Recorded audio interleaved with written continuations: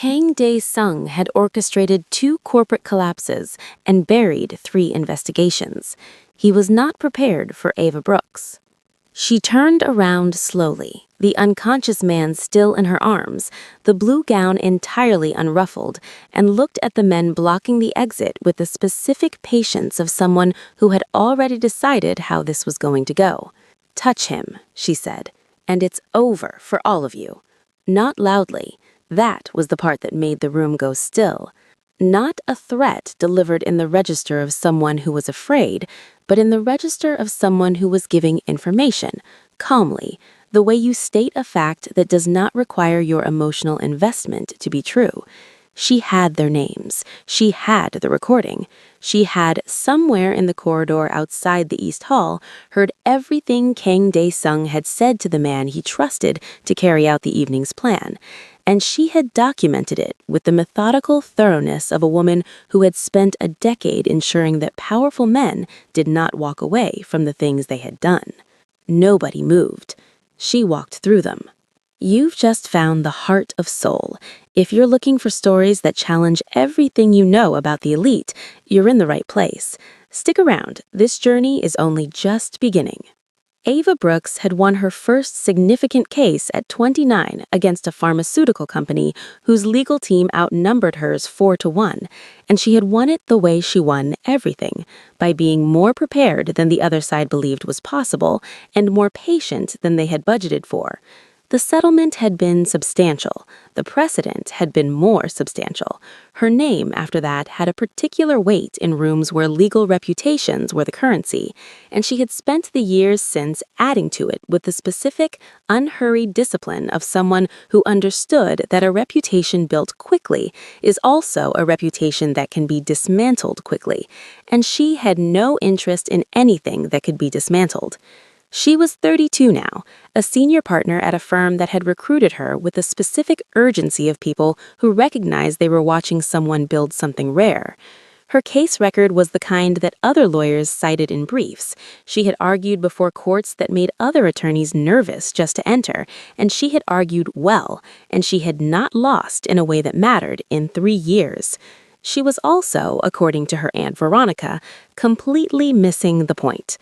Veronica Brooks Kang had been making this observation for approximately 4 years, with a consistency and warmth that Ava had come to think of as its own kind of weather, always present, occasionally intense, never quite enough to disrupt the day, but impossible to fully ignore.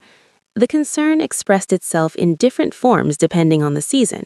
Sometimes it was an article forwarded without comment, sometimes a question inserted into an otherwise unrelated phone call, sometimes a direct statement delivered with the loving bluntness of a woman who had decided that her niece's happiness was a project she had personally accepted responsibility for.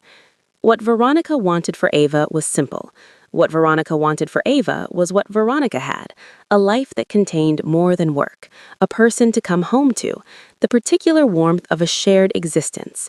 The fact that Ava's work was extraordinary, that it mattered, that it produced outcomes that changed people's actual lives, Veronica acknowledged all of this completely and remained entirely unmoved by it as a counter-argument. The banquet was Veronica's latest and, Ava had to admit, most ambitious effort. She had been contracted to plan the Kang family event, a significant commission, the guest list the kind that confirmed a family's position rather than merely suggesting it. And if Ava happened to attend, and if certain dignitaries happened to be in attendance, and if one of them happened to recognize what was standing in front of them, well, Veronica had not said any of this directly. She had simply mentioned the event, mentioned that it would be a shame if Ava couldn't make it, and then waited with the patience of a woman who had been managing her niece's resistance for 4 years and had learned which silences were the effective ones. Ava had agreed to 2 hours. She had worn the blue gown because it was there and it was appropriate, and she had not thought about it beyond that.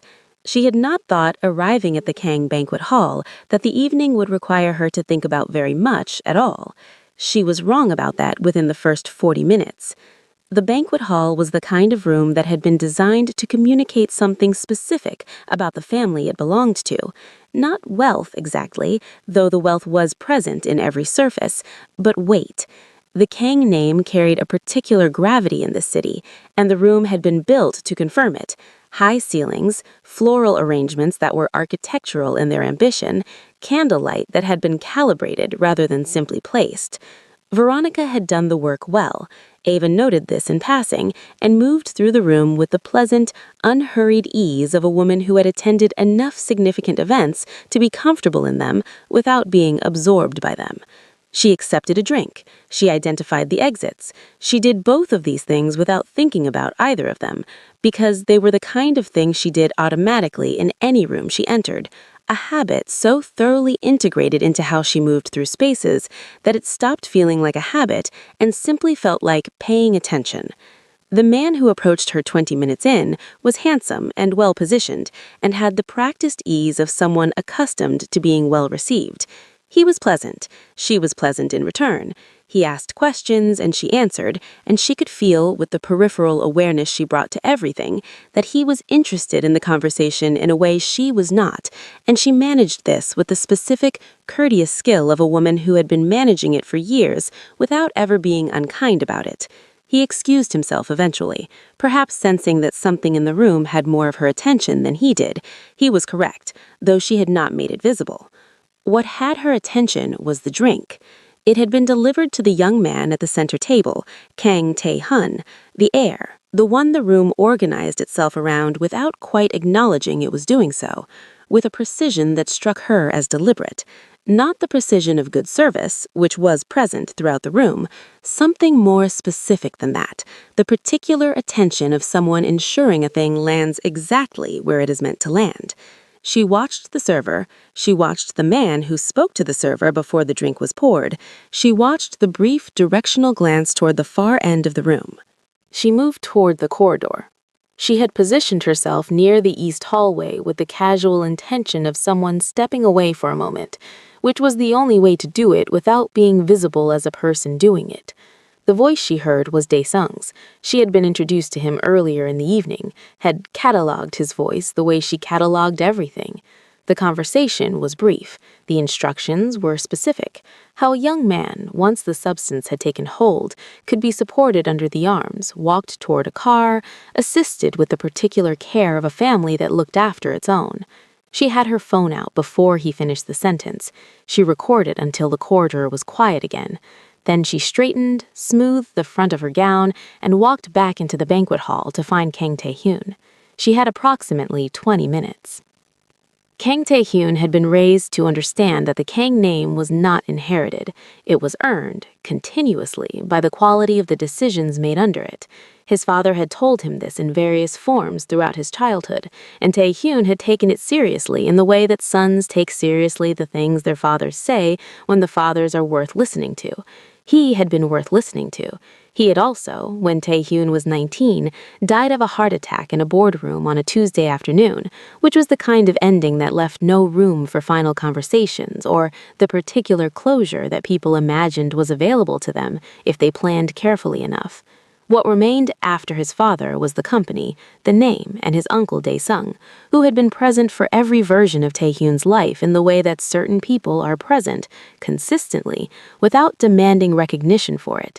The advice offered at the right moments, the steadiness during the years when Tae-hyun was learning what it meant to run something the size of what he had inherited, the specific, unremarkable loyalty of a man who showed up and kept showing up, which Tae-hyun had understood as love and had returned accordingly. He was good at his work. This was not a modest assessment. It was an accurate one. He had taken what his father left and grown it with the instincts of someone who understood markets the way other people understood weather, not as something to be controlled, but as something to be read, accurately and in advance. The people around him knew this. The industry knew this. He had never had particular reason to doubt his own judgment about the things that mattered. He noticed the woman in the blue gown because she was the kind of person you noticed, not loudly, but with the specific quality of someone whose composure occupied more space than composure usually did. She had settled into the seat beside him with the ease of someone who had somewhere to be and had decided, for reasons of her own, that this was it. He had been about to say something when the room began to do the thing rooms do when something is wrong with your perception of them, a subtle unreliability at the edges, a heaviness that was not tiredness but was adjacent to it. He understood with the part of his mind that was still operating clearly that something had been in the drink. Ava noticed before he could finish the thought. He saw it in the specific way her attention sharpened, not visibly, not dramatically, just the quality of her focus shifting from ambient to absolute. She was already moving, already repositioning, already taking his weight before he had fully registered that his body was no longer going to cooperate with what he was asking it to do. The decision she made took approximately 4 seconds. He would learn this later when she told him. 4 seconds from recognizing what was happening to committing to what she was going to do about it. She got him upright. She got him moving. The blue gown did not slow her. The room parted around them the way rooms part when someone is moving with sufficient certainty, and the door was ahead of them, and she was already calculating what came next before they reached it. They came from 2 directions, which told her the evening had been planned with more care than most operations she had seen, and she had seen the architecture of enough corporate conspiracies to recognize coordination when it moved toward her. 2 men from the left, 1 from the right near the main entrance, positioning chosen to close the available angles without creating a scene significant enough to draw the room's full attention. It was well considered. It was also, she assessed in the 3 seconds she had to assess it, insufficient. She stopped walking. She turned around. Tae-Hyun's weight was against her, his body making the specific demands of someone who had lost the argument with consciousness, and she held him with the steadiness of someone who had decided that this was not the moment to find him heavy. She looked at the men the way she looked at opposing counsel when they had just made a procedural move they believed was clever, with the patient, specific attention of someone who had already seen where it was going to end. "Touch him," she said, "and it's over for all of you." Not loudly. The room, which had been doing what rooms do at banquets, producing a steady ambient warmth of conversation and movement, went quiet in the particular way rooms go quiet when something in the register of the evening has shifted. She did not look at the room. She looked at the men. She told them what she had, the recording from the corridor, time-stamped and already transmitted to a secure location, the name of the man whose voice was on it, giving specific instructions about how an heir to a multi-billion conglomerate was to be removed from a family banquet, the charges that the recording supported, itemized briefly and accurately in the tone she used when she wanted opposing counsel to understand that she was not negotiating. She told them who she was, because her name in the context of what she had just described would tell them exactly what they were dealing with, and she watched it do precisely that, the recalibration visible in the stillness that moved across the nearest man's face like a shadow. They did not move. She walked through the gap their uncertainty opened, through the main doors and into the night air of the car park, and she did not look back to confirm that no one was following her, because she knew from the quality of the silence that no one was. At the edge of the room near the doorway, Aunt Veronica stood with both hands pressed over her mouth and an expression that contained several things simultaneously: shock, pride, and the specific bewilderment of a woman who had invited her niece to a banquet to meet a suitable dignitary and was now watching her carry one out. The car. Her apartment 12 minutes away. The doctor she called at midnight, a colleague's contact, someone who understood discretion, who arrived in 20 minutes and asked nothing beyond what was clinically necessary, because her voice, when she called, had been the voice of someone who did not have room in the situation for questions that weren't essential. She let the doctor work. She made coffee she didn't drink. She sat at her desk with her phone and confirmed the recording was intact, the transmission complete, the documentation exactly what she needed it to be. Then she waited for morning. He woke up wrong in the specific way that people wake when the room they are in has no relationship to any room they remember choosing. The ceiling was unfamiliar. The light was the particular quality of morning coming through curtains that were not his. He sat up with the careful deliberateness of a man whose body was still registering a complaint about the previous evening and took stock of what he could confirm. He was fully dressed except for his jacket, which was folded over the arm of a chair across the room with a precision that suggested someone else had placed it there. He was on a sofa. The sofa was in an apartment that was orderly and serious, the kind of space that communicated something clear about the person who lived in it. The person who lived in it came through the door from the kitchen carrying 2 cups of coffee, already dressed, expression composed in the way it had been composed the night before, which was the first thing he remembered clearly. The composure, a woman in blue already moving before he understood he needed her to move. "You're safe," she said, setting 1 cup within his reach. "Drink that slowly." He drank it slowly. She sat across from him and explained. She did it the way he would later learn she did everything in a professional context. Organized, sequential, each element placed in its correct position relative to the one before it. The banquet. The drink served with a specificity that had told her it was arranged. The corridor. The voice she had recognized.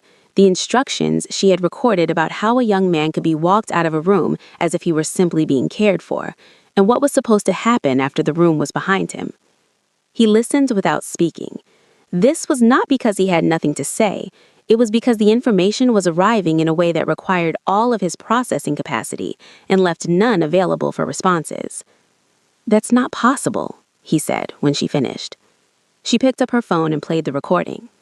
He listened to his uncle's voice giving instructions about his own removal with the specific, methodical calm of a man who had planned the evening carefully and expected it to proceed as planned. The voice was exact. It was unhurried.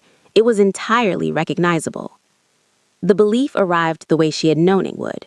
Not gradually, not with the mercy of incremental adjustment, but completely, the way structural things fail when they fail. He sat with it for a moment. She did not fill the silence because she understood what it was for. "He'll try again," she said when he looked up. "A man who comes this close doesn't stop. He recalibrates." She told him what she was prepared to do: build the case properly, gather what the recording could not cover alone, make the charges the kind that did not have gaps opposing counsel could find their way through, keep Dae-sung away not temporarily, but permanently, which required doing this correctly rather than quickly. "I'm offering you my professional help," she said. "The decision is yours." He looked at her. This woman who had been at his family's banquet for reasons entirely unrelated to him, who had noticed what everyone else had missed, who had walked him out of a room and called a doctor and sat up through the night ensuring the evidence was intact, and made the only decision that made sense. "Yes," he said. She nodded once, opened her laptop, and began. The financial trail was the first thing she went after, because money was the one thing that was genuinely difficult to make disappear entirely. People believed they had buried it when what they had actually done was move it through enough layers that finding it required more patience than most investigators were prepared to commit. Ava was prepared to commit considerably more patience than most investigators. She pulled records, followed the movement of funds through subsidiary structures that Dae-sung had constructed over several years, with the careful architecture of someone who had been planning this for long enough to be thorough about it. The thoroughness itself was informative. A man does not build that kind of financial infrastructure for a plan he conceived recently. She told Tae-sun this on the 3rd day across her desk and watched him understand not just the legal implication, but the personal one, that his uncle had been constructing this alongside their relationship through the dinners and the advice and the specific steadiness that Tae-sun had understood as loyalty.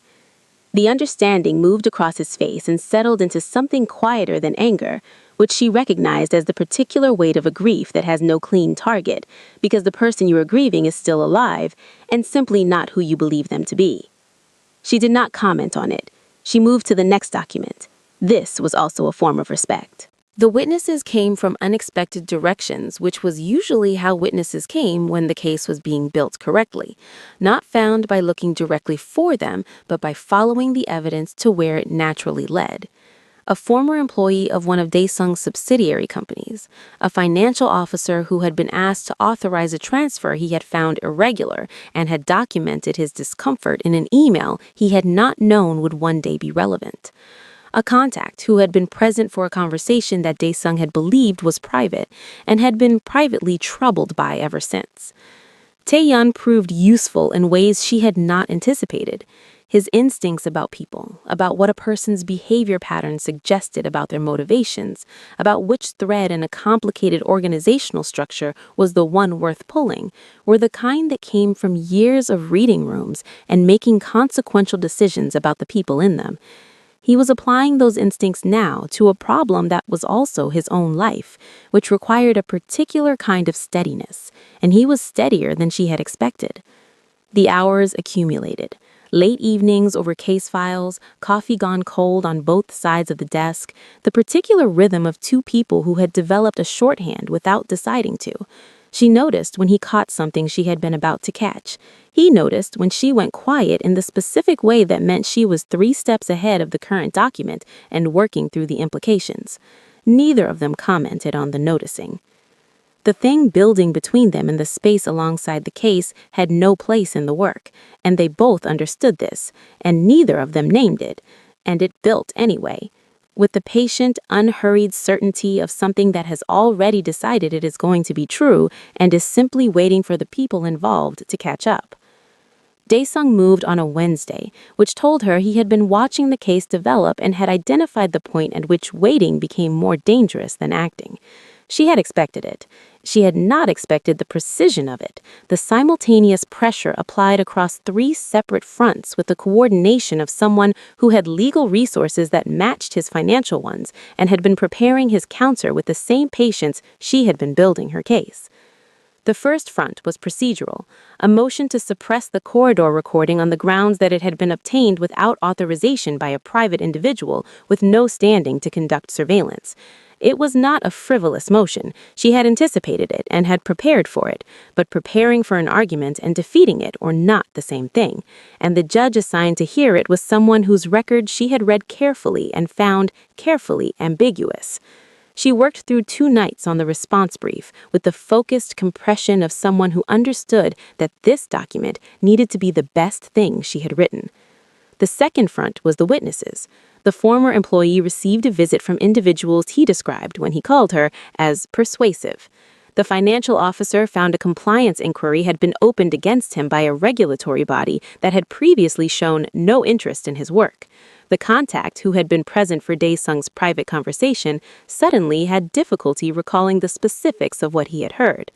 She documented each of these developments with the same methodical attention she had brought to the original evidence, because witness intimidation was itself a charge, and Daesung was building her case for her with every move he made against it. The third front was personal.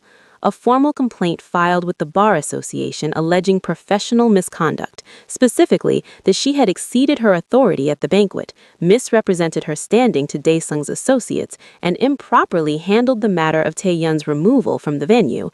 The complaint was detailed in the way that complaints are detailed when they have been drafted by someone who knows exactly which language causes the most procedural disruption. She read it twice. She set it down. Taeyun found her at her desk an hour later, still. He asked her what she needed. She told him she needed 20 minutes, and then she would tell him what the next steps were.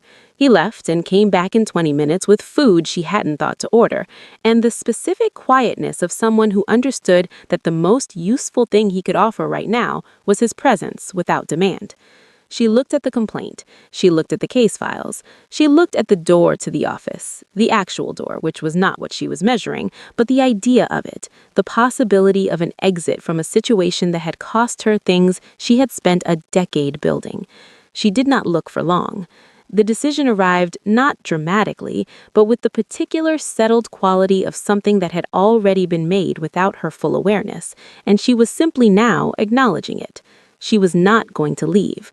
The realization carried with it a secondary understanding that had nothing to do with the case, about why she was not going to leave, about what the man sitting quietly on the other side of the partition with food she hadn't asked for had become to her while she had been focused on the evidence. She picked up her pen. She began drafting the response to the bar complaint. She did it with the precise, unhurried confidence of a woman who had decided and who did not make decisions she was not prepared to defend completely. The trial lasted 11 days. Daesung's defense was well-funded and competently executed, which is what she had prepared for, a legal team that would find every available angle and apply pressure to it with the consistency of people who were being paid to believe, or at least perform belief, in their client's position. They challenged the recording, the witness testimony, the chain of custody on the financial documents, and the characterization of Daesung's role in the subsidiary structure. They challenged these things professionally and thoroughly, and encountered at each point a preparation that anticipated them specifically. Ava had spent weeks ensuring there was no angle from which the evidence looked like anything other than what it was. She had built the case the way she built everything, from the foundation outward, checking each layer before adding the next, ensuring that what looked solid was solid, and what appeared complete actually was. She presented it with the specific, unhurried clarity of someone who understood that a jury does not need to be dazzled. A jury needs to understand. She made them understand. The financial trail alone took 2 days of testimony. The witness intimidation, documented meticulously from the first phone call the former employee had made to her in alarm, took another. The recording from the corridor, admitted after the suppression motion failed, was played once in its entirety and once in segments, each segment placed in precise relation to the evidence that preceded and followed it, until the evening at the Kang family banquet was not a disputed account of events, but a documented sequence with a clear architect. The verdict came on a Thursday afternoon: life imprisonment. The courtroom produced the specific silence that follows decisions of that weight, not the silence of emptiness, but of fullness, of a space that has absorbed something consequential and has not yet released it. She stood at the counsel table and felt the silence settle, and did not move immediately because the end of a case of this magnitude required a moment of simple acknowledgement before anything else. In the gallery, Aunt Veronica sat with her hands folded in her lap and her eyes focused on a point that was not quite the room she was in. She had attended every day of the trial with the particular dignity of a woman who had been given, without asking for it, a complete revision of 11 years of her life. She had loved a man who had been hiding an architecture of darkness behind the face he showed her, and she had not known, and the not knowing had not protected her from what the knowing cost. She was rebuilding. She was doing it quietly and with a grace that Ava found, watching her, genuinely extraordinary. Tae-yun found her outside the courtroom, on the steps, in the specific pale light of a Thursday afternoon that had no interest in the significance of what had just occurred inside the building behind them. He stood beside her. They looked at the street for a moment. "It's done," he said. "Yes." He turned to look at her then, with the expression she had seen developing over weeks of shared evenings and cold coffee and the accumulated evidence of a person showing up completely, the expression of a man who had chosen, specifically and deliberately, and was now going to say so. He said so. She listened.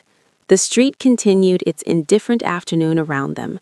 She looked at him, this man who had trusted the wrong person completely and had learned, through the particular education of losing that trust, what it meant to extend it to someone who had actually earned it. "Yes," she said. It was the same word she had used a moment ago, and it meant something entirely different now. He understood the difference. That was the thing about him she had noticed first and trusted most. He understood what was being said, including the things that weren't. The marriage was small and specific and entirely theirs, the kind of ceremony that communicates, by its scale, that the people inside it have already done the significant work and are now simply marking it. The people who mattered were present. The evening was warm. Aunt Veronica cried at a moment she had clearly allocated for composure, and recovered with the dignity of a woman who had decided that this particular lapse was acceptable given the circumstances. The circumstances were, Veronica had noted to anyone who would listen, in the weeks preceding the wedding, entirely the result of her intervention. This was technically true in the way that a lot of things are technically true, accurate in its elements and somewhat creative in its framing. She had invited Ava to a banquet. Ava had attended.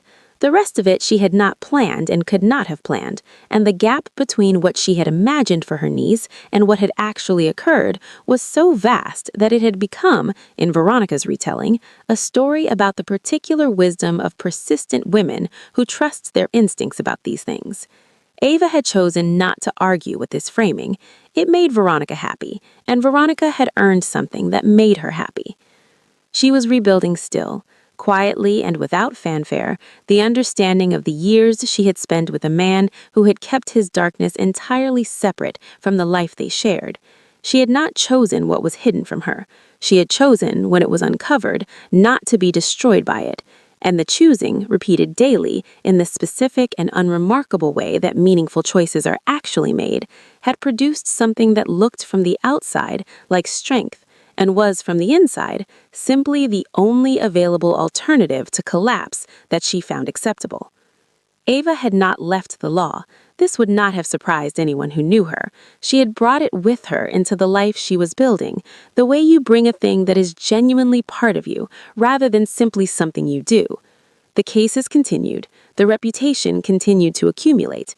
She argued in courtrooms that made other attorneys nervous to enter, and argued well, and came home to an apartment that now contained another person's coffee preference and another person's specific habit of leaving his reading on every available surface, and found that the apartment was better for it in a way she had not anticipated because she had not been looking for it.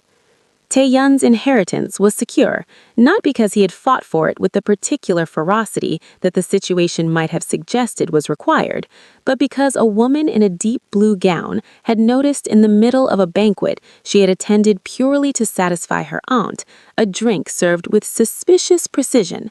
She made a decision in approximately 4 seconds. She had walked through a gap that confusion opened and had not looked back, and everything that followed, the morning, the case, the courtroom steps, the warmth of the life assembled afterward, had grown from those 4 seconds with the specific, unhurried logic of things that were always going to be true once the first decision was made correctly. The story ended not with a verdict, which was the conclusion of one thing, but with an ordinary evening. Ava at her desk, Tae-hun's reading migrated to 3 surfaces she had specifically asked him to keep clear, coffee made by someone who had learned, over time, exactly how she took it. Small things. The specific, irreplaceable weight of a life that contained more than it had, built by 2 people who had come to the same banquet for completely different reasons and left, without planning it, with the same one. The life you've been building with your head down might be exactly the preparation for the moment that changes everything. You just don't know it yet. Ava wasn't looking for Tae-hun. She wasn't looking for a case, a cause, or a love story. She was looking for the exit after 2 hours. But every case she had ever won, every room she had ever learned to read, every year she had spent building something excellent, all of it had been preparing her, without her knowledge, for 4 seconds in a banquet hall where she had to decide whether to act. She acted, and everything followed from that. The lesson for you watching this, your skills, your discipline, your habit of paying attention, these are never wasted, even when it feels like you're just doing your job. The thing you've been quietly building might be exactly what someone else desperately needs, and the moment that requires it might arrive disguised as an ordinary evening you almost didn't attend. And if you've been told by someone who loves you that your focus has made your life a little too narrow, maybe don't dismiss that entirely. Veronica was annoying about it. Veronica was also right. The real message is this: excellence is never only about you. Prepare well, pay attention, show up even to the things you'd rather skip. You never know which room has someone in it who needs exactly what you've spent your whole life becoming. Thanks for watching. You will find the video at the upper right of the screen interesting. Check it out.